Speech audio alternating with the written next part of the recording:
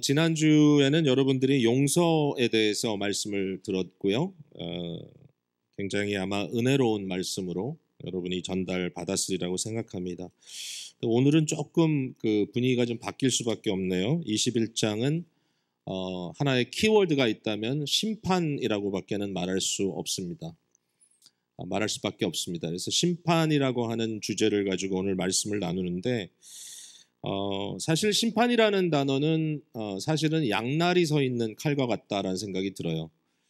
한편으로는 심판은 하나님께 반기를 들고 끝까지 회개치 아니한 자들에게 더 이상 악을 행하지 못하고 아까운 데 거하지 못하도록 죄와 악을 청산시키는 이제 그러한 역사를 심판이라고 한다면 또 반면에 어떤 부분도 있냐면은 하나님의 공의가 나타날 때 죄로 인하여 타인의 죄일 경우도 있고 뭐 그런 경우가 많겠죠. 이런 경우는 일종의 죄에 대한 피해자로서 의에 줄이고 목마른 자들이 정말 하나님의 공의가 회복되기를 갈망하는 그런 마음으로 기다렸을 때 심판이 온다는 것은 그런 자에게 하나님의 신원의 날이 온다. 이 빈디케이션의 메시지이기도 하죠. 그러니까 좀 부정적인 의미에서는 이제 악한 자들에 대한 악을 행한 자들에 대한 하나님의 심판이라고 말할 수 있고 좀 긍정적인 의미에서는 악으로 인하여 눌리고 그 악에 대하여 피해자로 어쩔 수 없이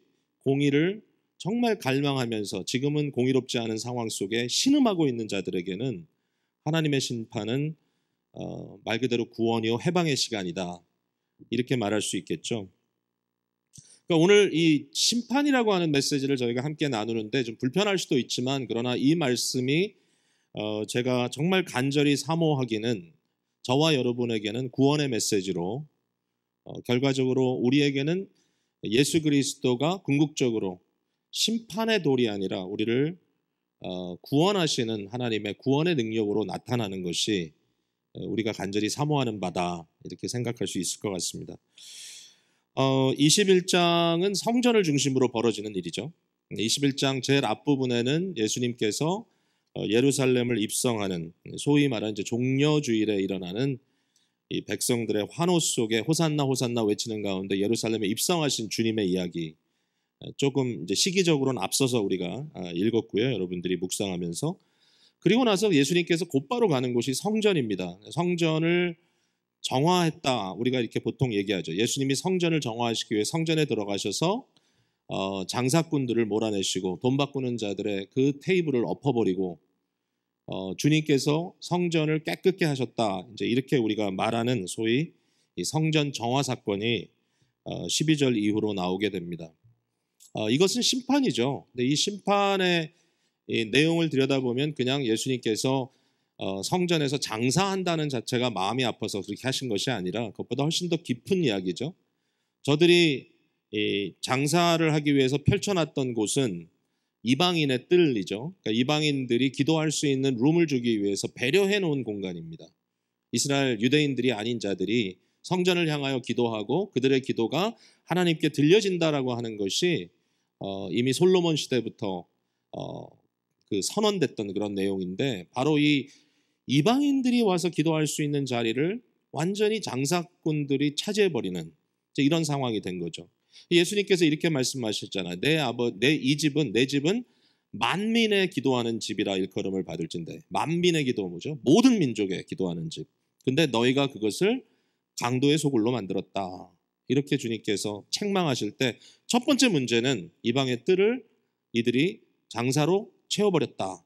그 다음에 두 번째 중요한 부분은 뭐냐면은 이들이 하는 일이 재정적인 부정결탁이었다는 것이죠. 종교적 리더들과 이 성전을 지키는 자들과 성전을 관리하는 자들과 장사아치들이 하나가 되어서 결국은 그 안에 가난한 이 소위 그 민중들을 가난한 자들을 착취하는 일을 하고 있었다라고밖에 얘기할 수 없는 거죠. 특별히 돈을 바꾼다라는 것은 당시에 성전세를 위하여 사용할 수 있는 유일한 화폐였던 두로 은 화폐로 바꾸도록 하는 것인데 아마도 굉장히 많은 피를 차지했을 것 같다는 생각이 들고요. 그냥 생각에.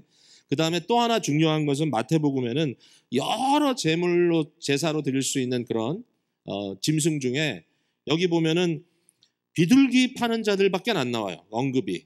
비둘기 파는 자들 굉장히 의도적이라고 생각해요. 왜냐하면 여러분이 아시지만 유대인들에게, 이스라엘 사람들에게 제사에 대해서 하나님께서 배려하신 게 뭐냐면은 저들이 양이나 소나 염소 같은 큰 짐승들을 가져올 만한 능력이 되지 않을 때에 결국은 가난하여서 양 한 마리 집에서 키우지 않기 때문에 마음을 다하여 드린다 할지라도 양 한 마리를 내놓을 수 없는 사람들을 위하여 그러면 그렇게 흔한 값싼 비둘기를 가져와라 그랬단 말이죠. 근데 그 비둘기를 성전뜰에서 팔았다는 건 뭡니까? 예? 웬만한 비둘기는 안 되고 너희가 이 비둘기로 해야 돼. 그 비둘기 가격을 높이 매겨가지고 가장 가난하고 아무것도 가질 수 없는 자들에게 착취했던 이 엑스플로이테이션의 현장이었다. 종교가 타락하면 이렇게 되는 거죠. 그죠? 그래서 그 현장에서 우리 주님께서는 정말 거룩한 분노로 너희가 강도의 소굴을 만들었다라고 이렇게 하시면서 저들을 내어 쫓았던 것이죠. 성전에서의 심판. 근데요, 우리가 잘 생각해 보면 이 성전의 심판이 여기서 끝나는 게 아니었던 거죠. 왜냐하면 잠시 하룻밤 예수님께서 베다니로 가셨다가 돌아오셔서 바로 23절부터 성전에 들어가서 가르치실 때에 대제사장들과 백성의 장로들, 또 오늘 본문 뒷부분에 보면 바리새인들, 당시에 종교의 권위를 갖고 있었던 그 시대의 종교적인 이유로 일종의 군림하던 자들과 예수님께서 대격전을 일으키는 그러한 내용을 볼 수 있습니다. 이 부분에서는 정말 이제 마지막 주간이잖아요. 십자가를 지시기 전에. 그러니까 지금 이 사건은 날짜로 얘기하면 이제 그 종려주일이 끝나고 월요일 사건인데 이 사건에서 정말 그 오가는 대화를 보면은 계속 이어지는 대화를 보면 무시무시한 이 격돌입니다. 저들은 어떻게 해서든지 예수를 잡아 죽이려고 하고 있고 예수님은 그들에게 하나님의 권위의 말씀으로 심판을 선언하시는 거죠.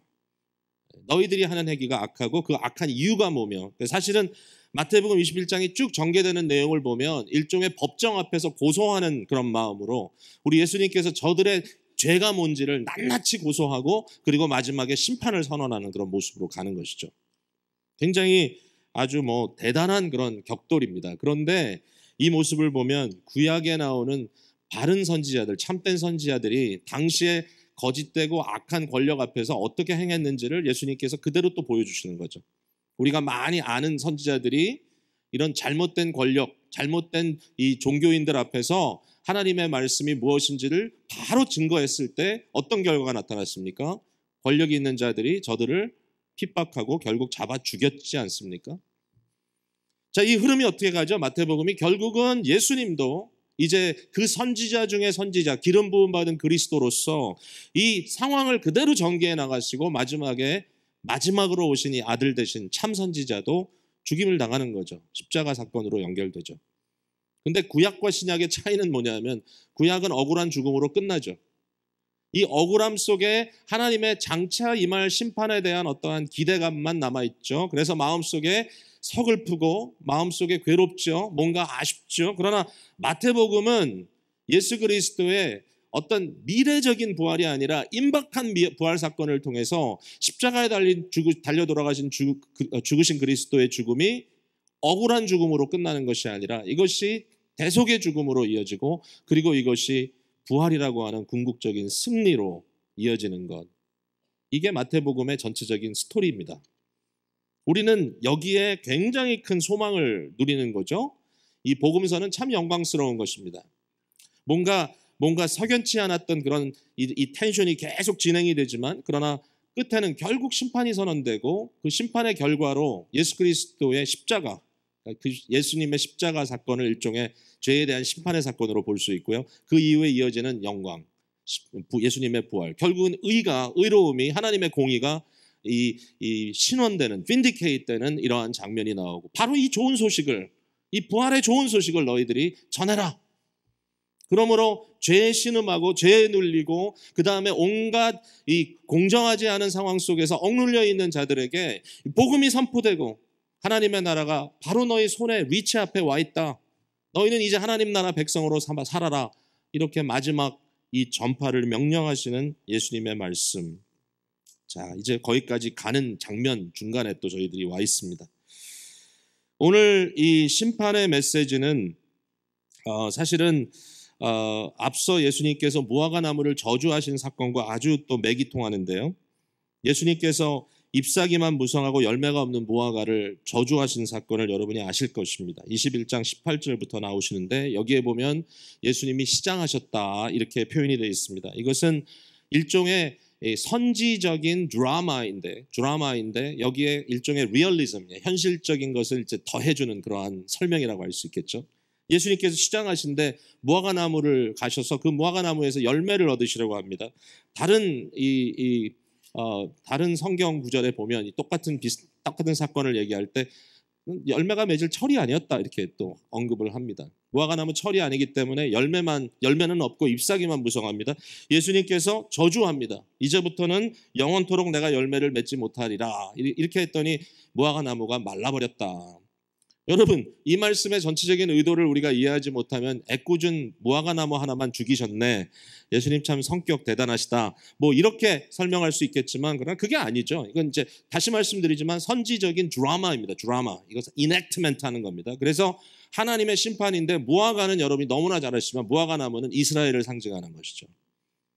바로 이 종교, 이 성전을 중심으로 한 이 종교가 얼마나 무의미한가를 보여주는 거죠. 잎사귀는 무성합니다. 아마 제사장들은 멋진 제사장의 옷을 입었을 것이고 서기관들은 멋지게 하나님의 율법을 낭독했을 것이고 백성들의 장로들은 애헴하면서 자기의 위치를 잘 차지했을 것이고 잎사귀가 무성하지만 열매가 없어요. 회개의 열매가 없어요. 순종의 열매가 없어요. 신실의 열매가 없어요. 그러니까 결국 뭐예요? 하나님의 심판을 받을 수밖에 없는. 이게 무서운 게 뭐냐면 심판에 대한 내레이션을 들어보면 심판이 어디서부터 시작합니까? 믿지 않는 세상에서 시작합니까? 이 땅 끝에서 시작합니까? 아니더라고요. 심판이 성전부터 시작하더라고요. 심판이 거짓된 종교부터 심판하더라고요. 심판이 거짓된 교회로부터 심판이 시작되더라고요. 굉장히 중요한 얘기입니다. 거짓 종교가 무엇을 하고 있는가? 과연 우리는 이러한 거짓 종교가 판을 치는 여전히 그런 세상 가운데서 어떠한 신앙인으로 살아야 될 것인가가 명백하게 드러나는 장면인 거죠. 회개의 열매, 순종의 열매, 신실의 열매가 없다면 뭔가 우리는 생명력이 없는, 지금 잎사귀는 무성한데 그러나 진짜 있어야 할 믿음이 없는, 진짜 있어야 할 회개가 없는, 결국은 생명이 없는, 구원이 없는 이러한 종교일 뿐이다. 너무너무 무서운 말씀이죠. 그러나 주님 앞에 회개로 나오고 오직 믿음의 은혜만을 의지하고 나의 행위도 아니요, 나의 어떤 인간적인 자긍심도 아니요, 나의 어떤 지위나 위치도 아니요, 나의 무슨 업적이나 직분도 아닌 오직 무엇이죠? 예수 그리스도를 믿는 믿음.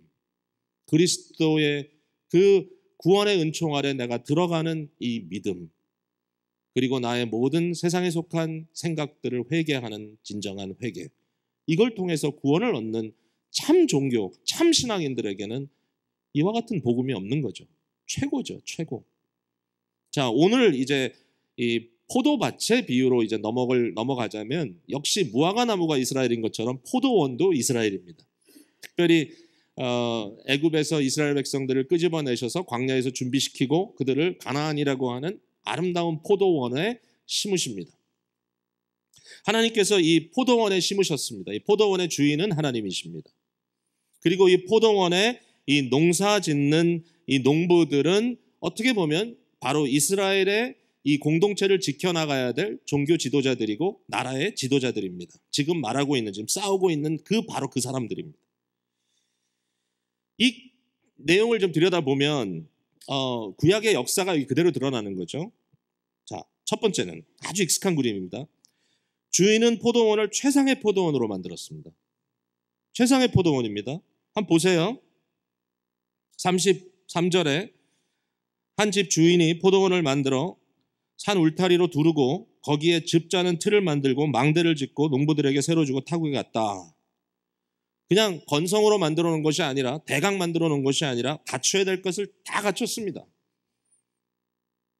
여우나 짐승들이 침투하지 못하기 위해서 울타리를 치고, 심지어는 포도즙을 짤 수 있는 틀도 다 만들어 놓고, 그 다음에 혹시라도 와서 훔쳐갈 사람이 없을까 망대까지 세워놓고 완벽한 포도밭 만들어 놓고 그 다음에 포도원을 농부들에게 맡겼다 그랬습니다.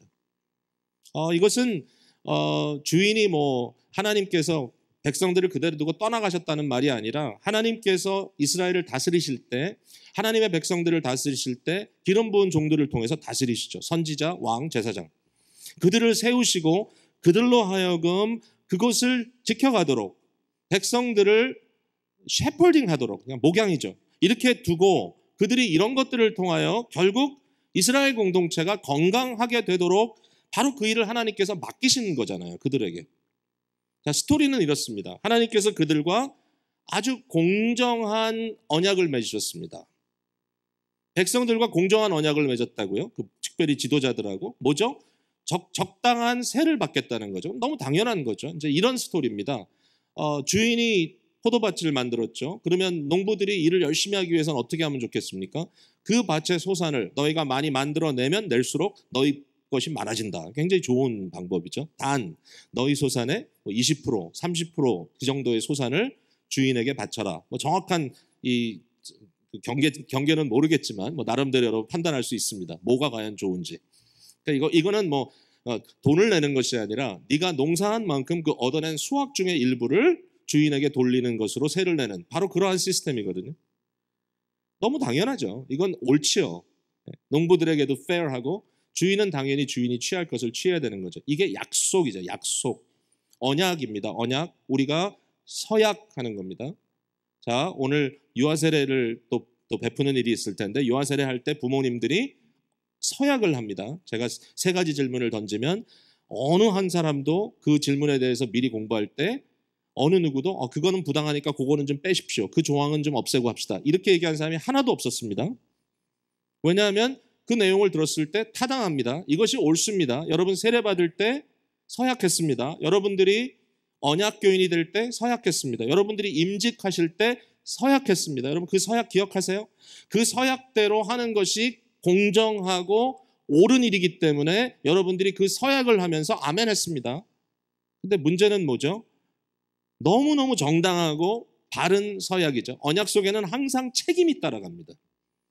물론 우리가 구원을 받는 것은 은혜입니다. 너무나 당연한 은혜이죠. 이 농부들이 도대체 무슨 덕을 끼쳤길래 이 포도원을 이처럼 새들어 살 수 있게 되었습니까? 왜 이들이 포도원에서 일할 수 있습니까? 왜 이들이 포도원에 일을 함으로 소산을 얻을 수 있습니까? 지네가 심었습니까? 아닙니다. 지네가 지었습니까? 아닙니다.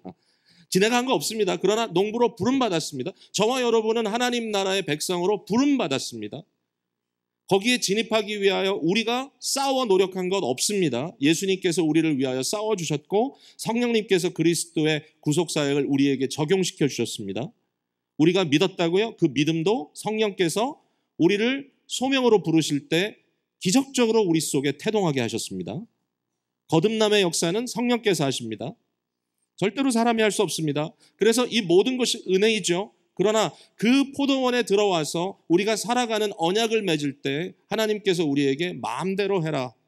아무리 해도 나는 상관 안 한다가 아니라 이제 너는 나의 형상으로 나의 지음받은 백성으로 나를 비춰내며 이 세상에서 나를 증거하며 살아라라고 부탁을 합니다. 하나님의 fair한 부탁입니다. 그러므로 그 부탁 속에는 우리의 책무가 따라갑니다. 책임이 없는 종교는 방종입니다. 책임이 없는 종교는 거짓 종교입니다. 여러분 분명히 은혜의 쏟아부음의 신앙은 반드시 우리의 리스폰스, 순종으로 믿음의 반영으로 이어져야 됩니다. 당연합니다. 이게 언약의 틀입니다. 성경 전체는 우리에게 언약적 메시지를 주시는 것이지 우리에게 방종의 메시지를 주는 것이 아닙니다. 근데 이 사람들이 어떻게 했습니까? 계절이 왔어요. 포도의 수확이 이루어지는 때입니다. 주인이 종들을 보냅니다. 이 종들을 통해서 결국은 약속한 수확을 받아오려고 하는 거죠. 그런데 농부들이 약속을 지키지 않습니다. 첫 종이 갔습니다. 그를 심하게 때렸습니다. 두 번째 종을 보냈습니다. 아예 죽여버렸습니다. 세 번째 종을 보냈어요. 그랬더니 그를 돌로 쳐서 보냈습니다. 아니면 죽여버렸습니다. 이쯤 되면은 됐는데 주인이 거기서 끝을 내지 않죠. 주인이 더 많은 종들을 보냅니다. 내가 다른 종들을 처음보다 더 많이 보내면 그들이 그렇게 하지 않겠지. 근데 똑같이 했습니다. 자, 이것까지는 구약입니다. 모든 선지자들이 바로 이런 거짓된 그런 리더들 앞에서 담대하게 복음을 전하고 책망했습니다. 근데 다 그들의 권력으로 부당하게 억울하게 그들을 죽였습니다. 마지막에 주인이 아들을 보내기로 했습니다. 내 아들을 보내리니 저들이 그를 존중하리라. 그러나 존중하지 않았습니다. 아들은 도리어 상속자라고 하는 그러한 이유로 그들이 이를 죽이고 이 땅을 우리가 차지하자라고 하면 이상한 논리를 펴면서 결국은 아들까지 잡아 죽였습니다. 이게 스토리입니다. 이게 스토리. 자, 이 안에 이제 이 내용이 사실은 전체적인 21장 또 그 이후에 다 이게 흩어져 있어요. 왜냐하면 바로 여기서 이 이야기를 듣고 있는 이 대제사장과 또 장로들과 또 거기에 있었던 이제 많은 종교 지도자들이 이걸 듣고 있었단 말이에요. 성전뜰에서 같이 예수님과 함께 좀 논쟁을 하고 있으니까. 바로 저들에 대한 얘기인데요. 회개하지 않아요. 이런 이야기를 들으면서도 그들은 끝내 이를 박박 깔면서 어떻게 하면 예수를 잡아 죽일까만 생각하고 있단 말이에요. 자, 우리는 회개의 은혜를 입은 백성들이고 우리는 죄에 대하여 지적받을 때 그 죄에 지적받는 것이 그냥 기분 나쁘게 하려는 게 아니라 주님께 돌이키려고 하는 것이기 때문에 이 죄에 대한 분석이 그렇게 나쁘지 않아요. 우리는 해야 돼요. 어떤 분들은 죄 얘기하는 거 싫어하고 또 그런 것보다는 좀 긍정적인 얘기를 하면 좋겠다 하지만 물론 긍정적인 게 우리의 믿음이죠. 그러나 또 하나 중요한 건 뭐냐면 죄에 대해서 거론하지 않고는 구원을 말할 때 아무 의미가 없어요. 내가 스스로 다 할 수 있는데 뭐하러? 아니에요. 우리의 죄의 문제가 지적되고 죄에 대한 문제가 하나님 앞에 해결될 때 우리는 구원의 기쁨을 누리게 되지 않겠습니까? 저들의 죄가 뭔가 간단하게 한번 짚어볼게요. 첫 번째 저들의 죄는 신실하지 못함이에요. 이 불신이라고 말할 수 있어요. faithlessness예요. faithless 하다는 거예요. 믿음이 없다. 이 믿음이 없다는 말은 그냥 내가 주님을 믿습니다 이런 게 아니라 언약에 대한 faithfulness, 신실함이 없다. 분명히 약속을 했는데 그 약속을 지키지 않아요. 약속을 지킬 마음조차 없어요. 보니까 fair하지 않아서 fair합니다. 지키지 않습니다. 여러분 명분만 가지고 약속하는 일을 이제 크리스찬들은 멈춰야 합니다. 왜냐하면 하나님은 진리의 하나님이고 우리를 향한 하나님은 약속하게 하시고 우리가 감당하지 못할 약속은 하지 말아야 됩니다. 예스면 예스, 노면 노. 물론 어떨 때는 주님께서 도와주시면 하겠습니다라는 그러한 마음도 있지만 중요한 건 뭐죠? 우리가 하는 말에 대한 진실, 이 faithfulness, 성실함, 이것은 크리스찬의 중요한 미덕이겠죠. 성령께서 우리에게 힘 주시면 우리가 은혜 가운데 우리의 참 주인 되신 주님 앞에 신실하게 언약을 지켜나가는 백성들이 될 수 있기를 바랍니다. 물론 완벽할 수는 없지만 그러나 이 사람들의 모습을 보면 성실하지 못함 정도가 아니라 두 번째 문제는 뭐죠? 완전히 죄에 기울어져 있습니다. 점점 악해집니다. 저들의 주인이, 저들의 주권자가 누군지 그들이 모르는 게 아닙니다. 주인은 주인입니다. 우리도 알죠. 우리의 주인이 누구인지. 고린도전서 6장 19절 20절에 너희 몸은 너희가 하나님께로부터 받은 바 너희 가운데 계신 성령의 전인 줄을 알지 못하느냐? 너희는 너희 자신의 것이 아니라 값으로 산 것이 되었으니 그런즉 너희 몸으로 하나님께 영광을 돌리라. 우리도 알아요. 우리가 누구의 것인지 주인이 뭔지 압니다. 그럼에도 불구하고 주인에 대한 아무런 리스폰스가 나타나지가 않습니다. 첫 번째 종은 때리고 두 번째 종은 죽이고 세 번째 종은 더 악하게 죽이고 마지막 보낸 아들은 상속자라고 하는 이유를 가지고 더 깊숙한 악을 행하면서 이 땅 아예 우리가 차지해버리자고 죽여버립니다. 저들의 마음이 죄로 악으로 치우쳐져 있습니다. 자, 이것이 죄성이죠.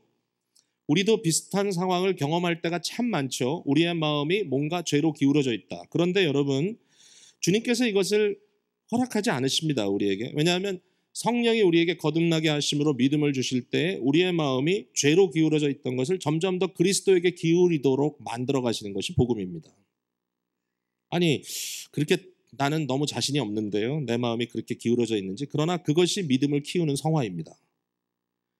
죄에 기울어져 있는 자체가 당연하다고 생각하고 나는 당연히 내일은 월요일이니까 죄질 거야. 오늘은 주일이니까 죄를 회개할 거고. 그렇게 되면 안 되는 거죠. 오늘 은혜 받은 대로 우리는 세상에 나가서 주님의 영광을 위하여 살아가겠다고 말씀하셔야 합니다. 그리고 파송받는 자로서 하나님 앞에 감사함으로 인생을 누리고 또 지켜나가야 합니다. 이 부분에 대해서 완전하진 않죠. 그러나 언젠가 우리가 영화롭게 예수 그리스도의 부활하심과 같이 우리도 부활할 때 더 이상 죄를 지려고 해도 질 수 없는 상황이 될 것입니다. 그러나 지금은 아니죠. 그러나 지금은 싸우는 겁니다. 우리 안에. 이 사람들은 싸움이 없어요. 아예 싸움조차 없어요. 그냥 그 안에 말다툼도 없어요. 이번엔 좀 살려보내자. 그런 것도 없어요. 그냥 완전히 악에 기울어져 가지고 그것에 빠져서 가고 있는 모습입니다. 우리는 그렇지 않아야만 합니다. 우리는 끊임없이 그 안에서 의를 위한 싸움이, 의로운 갈등이 우리 안에 있어야 합니다. 그리고 점점 더 예수 그리스도께 기울어져야 합니다.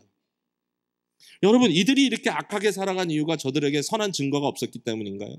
저들이 지식이 없었나요? 지식이 있었습니다. 지식이 있었습니다. 여러분 한번 보시죠. 일단 21장 15절 말씀을 한번 좀 묵상해 보자고요. 여기 보니까 한번 생각해 보자고요. 대제사장들과 서기관들이 예수께서 하시는 이상한 일과 또 성전에서 소리질러 호산나 다윗의 자손이여 하는 어린이들을 보고 노하여, 아주 분노가 일어났다 그러는데, 여기에 재밌는 표현이죠. 예수께서 하시는 이상한 일 뭡니까?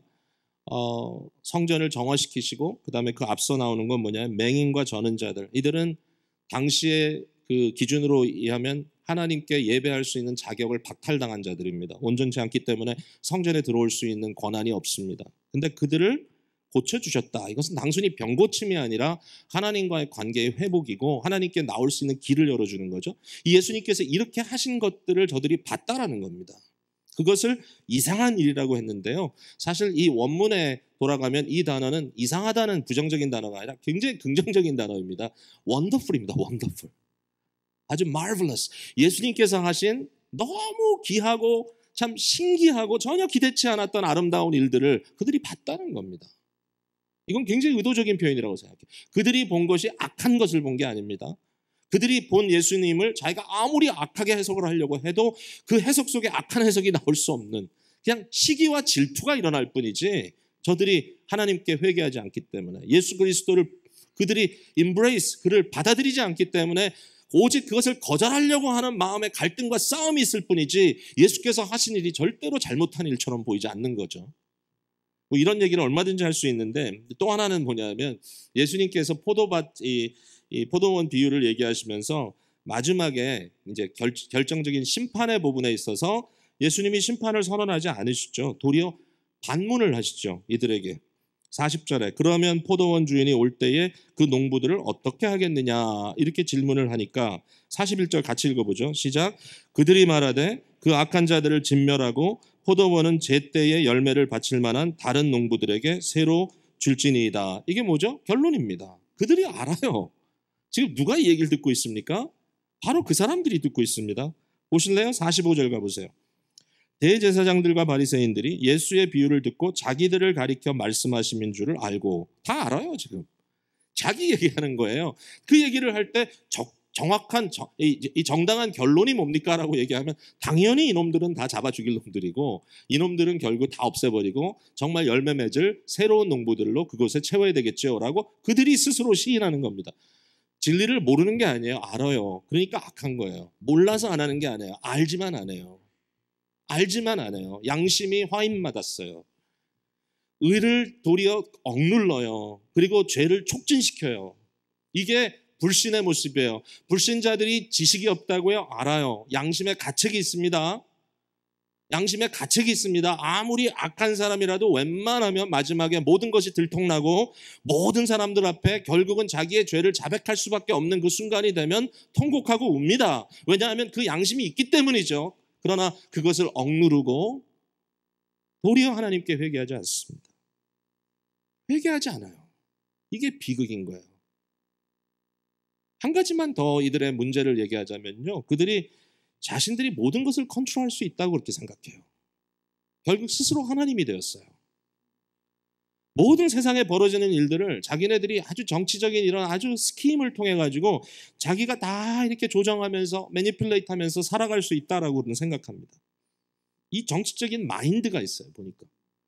무슨 얘기죠? 그 앞부분에 보면 이런 얘기가 있죠. 저들이 예수님께 와서 물어봅니다. 당신이 무슨 권한으로 이런 일들을 하느냐? 예수님께서 그들에게 질문합니다. 자, 그 얘기를 하기 전에 내가 너희들에게 질문하겠다.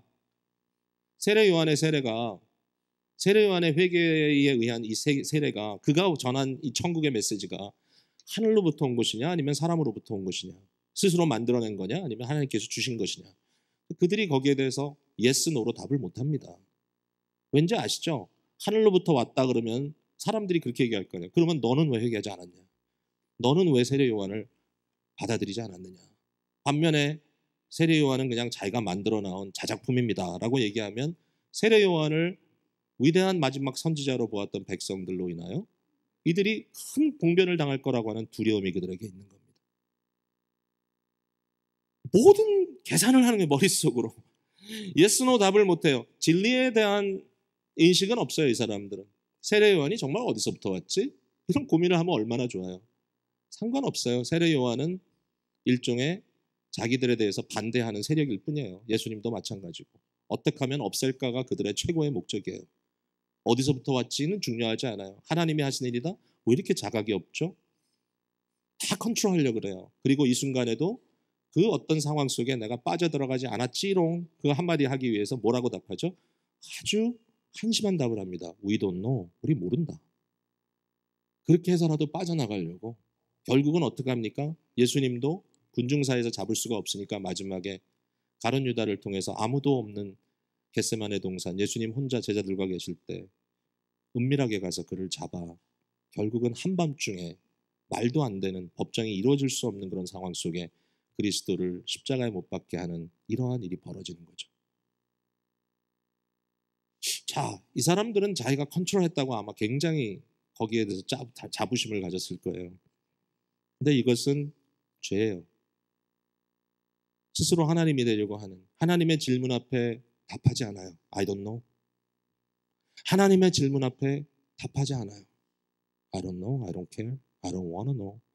왜? 알면 피곤하니까. 내게 어떤 문제가 닥칠지 모르니까.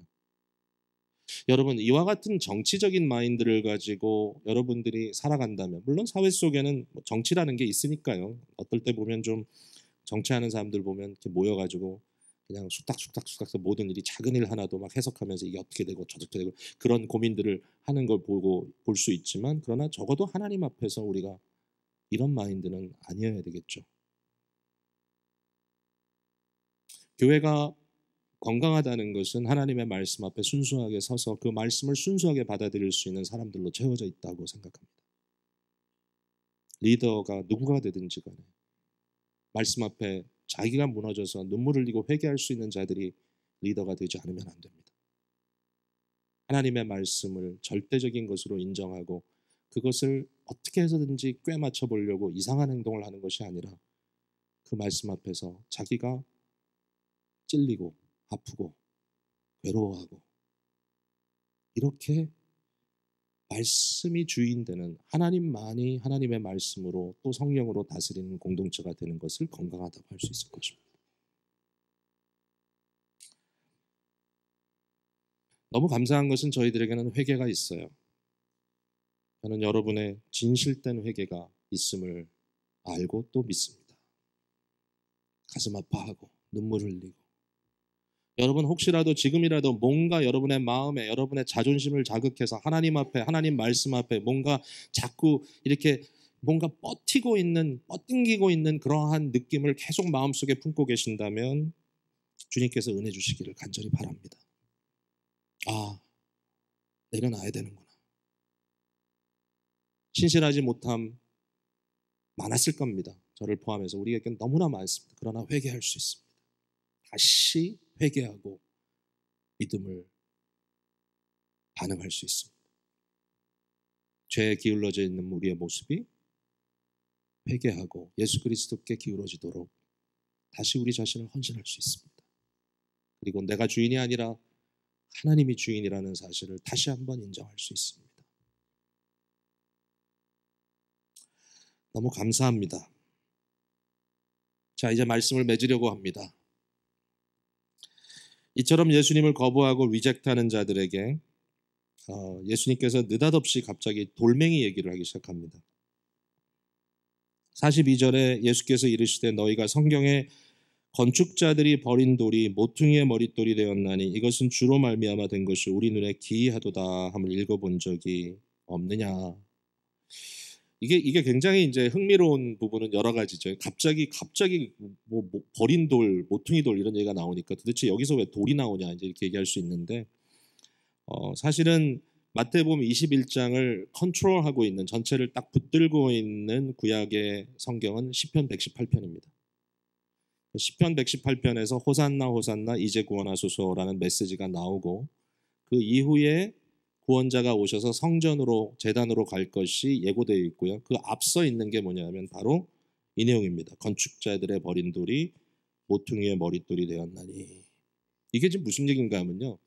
여기 건축자는 누구죠? 건축자는 바로 앞서 얘기했던 농부들, 바로 이스라엘의 리더들입니다. 그들이 누굴 버렸다고요? 돌을 버렸습니다. 그 돌을. 그 돌은 누구죠? 예수님입니다. 건축자의 버린 돌은 예수님입니다. 리젝트한 겁니다. 끝까지 거부했습니다. 그런데 시편 118편의 예언은 뭐냐면 그 돌이 모퉁이 돌이 될 것이라는 거죠. 모퉁이 돌은 뭐죠? 새로운 건물을 짓기 위하여 가장 중요한 그 코너스톤이 된다는 것입니다. 결국 모든 돌들이 이 돌로 연결되어 하나님의 전을 지어간다는 것이죠. 새로운 그리스도의 백성들이 그에게 순종하는 새로운 가족이, 새로운 백성이 나올 것을 여기서 예고하고 있는 거죠. 저들은 버렸지만 그러나 예수님은 모퉁이 돌이 되셔서 도리어 그의 집을 세우신다. 이것을 뭐 기가 막힌 거죠. 도저히 예측지 않았던 거죠. 주로 말미암아 된 거라. 하나님이 하신 것이고 우리 눈에는 아주 기이하다. 정말 원더풀. 어떻게 이런 일이 있을 수 있을까? 사람들에게 버림받으신 그리스도께서 만유의 구세주가 되시고 새로운 백성을 일으키시는 우리의 구원자요, 우리의 주님이 되셨다. 파워풀하죠. 근데 이제 문제는 뭐냐면 그러면 심판은 어디 있지? 저들을 버린 자들은 도대체 그럼 어떻게 되는 거지? 예수님께서 44절 말씀을 여기 더하시는 게 이게 핵심입니다. 자, 한번 읽어볼게요. 44절 시작. 이 돌 위에 떨어지는 자는 깨지겠고 이 돌이 사람 위에 떨어지면 그를 가루로 만들어 흩으리라 하시니.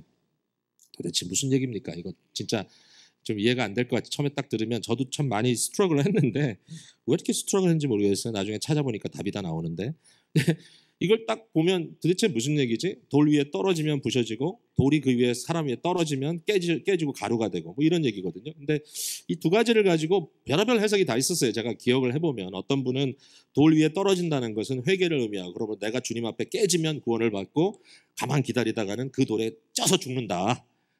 빨리 선택해라 뭐 이런 식으로 이제 얘기를 했는데 그게 아니고요. 이거는 예수님께서 심판을 선언하는 얘기입니다. 자, 예수님은 누구냐? 바로 그 돌입니다. 어떻게 했다고요? 리젝트했습니다. 저들이 버렸습니다. 거부했습니다. 근데 그 돌은 장차 어떻게 되죠? 코너스톤입니다. 새로운 하나님의 백성, 하나님의 공동체를 지어가는데 코너스톤입니다. 글로부터 시작이 됩니다. 그죠? 그럼 그 사이에 주님께서 선언하는 것은 리젝트한 자들에게 이 돌은 어떤 돌이냐? 심판의 돌이다. 되게 신기하죠? 버린 돌은 심판의 돌이다. 그 심판의 돌은 우리에게는 구원의 돌이다. 이렇게 논리가 가는 거예요. 근데 심판의 돌을 여기서 설명하고 있는 거예요. 근데 그 심판에 대한 얘기를 좀 어떻게 하고 있냐면은 이게 예수님께서 구약의 두 구절을 인용하셨어요. 그럼 몰랐어요. 제가 처음에는 잘 몰랐는데 잘 들여다보니까 하나는 이사야 8장을 인용하셨는데요. 제가 읽어드릴게요. 자, 지금 상황은 어떠냐면은 아수르 왕이 이제 결국은 이스라엘을 함락시켜 저들을 흩으실 것이다라고 하는 예고가 벌써 나오죠. 이 상황 속에서 그 상황을 설명하는 거죠. 이사야가. 그런데 이 상황 속에서 하나님의 심판이 이렇게 선포가 됩니다. 자, 13절부터 제가 읽어볼게요. 잘 들어보세요. 만군의 여호와 그를 너희가 거룩하다 하고 그를 너희가 두려워하며 무서워할 자로 삼으라. 하나님만을 경외하라는 얘기죠. 그가 성소가 되시리라. 그러나 이스라엘의 두 집에는 북왕국과 남왕국이죠. 걸림돌과 걸려 넘어지는 반석이 될 것이며 예루살렘 주민에게는 함정과 올무가 되시리니 많은 사람들이 그로 말미암아 걸려 넘어질 것이며 부러질 것이며. 그러니까 스텀블링 스톤이에요. 스텀블링 록, 스텀블링 스톤. 그러니까 예수님은 어떤 심판자냐? 바로 요 부분입니다. 이사야 8장의 심판을 예고했을 때 하나님이 바로 이 돌이 걸림돌로 너희들에게 와서 너희들을 무너뜨릴 것이다. 너희들을 넘어뜨릴 것이다. 이렇게 예고하는 그 내용이 그대로 연결이 되고요. 결국은 예수님께서 이렇게 말씀하시죠. 다른 구절에서 나로 인하여 넘어지지 않는 자는 복되다.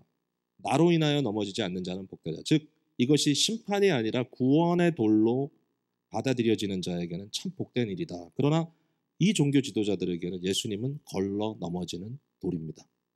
자, 그 다음에 두 번째는 이 돌이 떨어져서 그것을 가루로 부셔버리는 것은 뭐죠? 다니엘 2장에 대한 예언입니다. 다니엘 2장에 대한 성취라고 말해야 되겠죠. 뭐죠? 여러분 너무나 잘 아시는 이미 몇 번 언급한 적이 있는 느부갓네살 왕이 환상에서 보았던 그 우상입니다. 인류 역사를 의미하고 이 세상의 타락한 정권들을 의미하고 결국은 세상의 권세를 의미하죠. 마지막에 그 거대한 우상이 머리는 금으로 되어 있고 발가락은 철과 흙으로 섞여 있는 이 거대한 역사의 마지막 순간에 마지막 때에 무슨 일이 벌어져? 사람의 손으로 띄운 것이 아닌 돌멩이가 하나 떠서 그 우상을 내려칩니다. 그때 그 우상은 산산이 부서지고 가루가 되어 흩어져 버리죠. 그 대신에 그 자리에 그 돌멩이로부터 거대한 산이 세워지더라. 그 산은 거룩한 여호와의 성산입니다. 예수님의 심판은 여기서 선언이 되는 겁니다. 거짓된 인간의 권력과 인간의 탐욕과 인간의 죄로 똘똘 뭉쳐져 있는 이 거짓 종교와 거짓 권세와 거짓 권능자들은 내가 부술 것이다. 산산이 부술 것이다. 어느 누구도 내 앞에서 자신들의 뿔을 들이대고 나에게 도전할 수 없을 것이다. 심판의 날은 이미 부분적으로 임했고 완전하게 나타날 그날이 반드시 우리 앞에 올 것입니다. 그러나 우리에게는 예수님은 어떤 돌이냐? 걸려 넘어지는 심판의 돌이 아니라 우리에게는 모퉁이 돌이 되십니다. 이 구절도 읽고 제가 마치겠습니다. 바로 위에 지금 PPT로 새겨져 있는 것, 그것보다 좀 더 읽을게요. 에베소서 2장 20절 이후에 너희는 사도들과 선지자들의 터 위에 세우심을 입은 자라 그리스도 예수께서 친히 모퉁이 돌이 되셨느니라. 너무 잘 맞아 들어가죠? 그의 안에서 건물마다 서로 연결하여 주 안에서 성전이 되어가고, 이 얘기도 똑같이 이사야 8장에도 나왔죠. 하나님께서 너희들의 성전이 될 것이다. 너희도, 우리에게 주신 메시지입니다. 너희도 성령 안에서 하나님의 거하실 처소가 되기 위하여 예수 그리스도 안에서 함께 지어져 가느니라. 코너스톤 되신 그리스도께 연결되어 하나님이 성령으로 거하시는 거룩한 전으로 지어져 가는 구원받은 백성들의 모습입니다. 여러분 너무 사모하지 않으십니까? 하나님의 대적으로 끝까지 악한 몸부림을 치면서 버텨내는 종교인들 참 두렵습니다. 그러나 오늘도 주님 앞에 회개할 때 우리를 깨끗이 정화시키고 용서하시고 우리를 예수 그리스도에게 속한 거룩한 산돌로 만들어 주시겠다는 이 약속을 오늘도 믿으시게 되기를 간절히 바랍니다.